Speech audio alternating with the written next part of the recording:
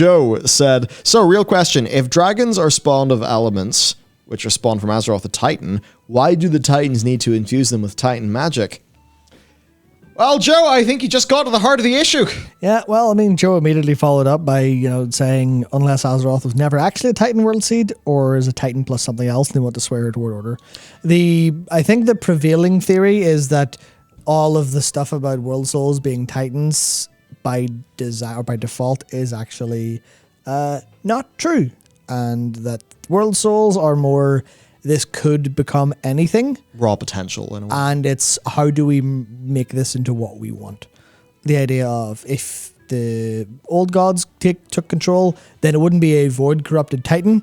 It would just be Azeroth comes out as something akin to a void god, or same with light. Azeroth would spawn as akin to some form of turbo Naru light god, or if the Titans get control, she'd be the strongest Titan. But the whole thing is, Azeroth is when you could easily say all like the old dialogue about her being the last Titan or the final Titan would mean that she's the last world soul alive in the universe, or the strongest and the final chance to be a Titan, the final chance to build a thing, where Azeroth's soul is basically the MacGuffin. Azeroth is the strongest possible thing. How do we make sure she wakes up on our side? I think it's fundamentally. Yes, I think that the way that I used to think about it, I remember doing this. Man, so you can understand how long ago this was. Yeah. I did this in Evernote. Oh dear. Yeah, it was a long time ago. Many years ago. I had this theory, right? So the way the distribution of loads of matter and stuff like that in in the galaxy is kind of you sort of starting from the Big Bang and you look at the CMB and all that shit. I kind of had this idea wait, what if in the way that you get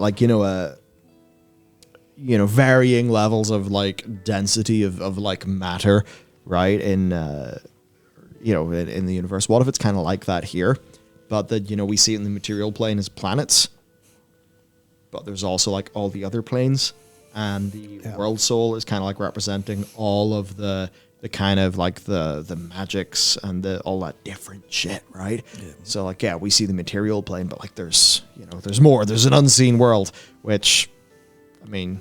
Well, it's World of Warcraft. That makes sense. Well, yeah, that's the whole thing because I don't know how much we've seen. Now we're getting a wee bit astray here, but I don't know how much of other planes we've seen on other worlds so much.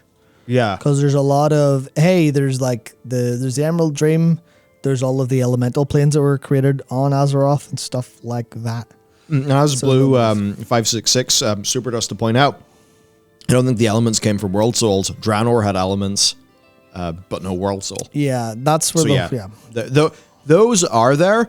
Maybe it's just a particularly high density of that is what creates a world soul. I don't really know. Nobody really. Steve Denuser knows. Yeah. Probably no one else. So I would imagine elementals are probably natural, and say the elementals are likely the ones who technically have correct claimed Azeroth because they were spawned of her spear, the natural forces.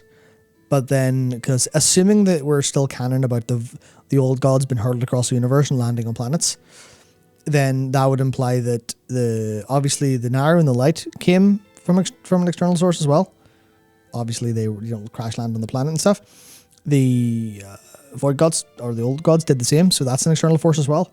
And then the Titans obviously came to Azeroth from wherever they came from, so that's an external force.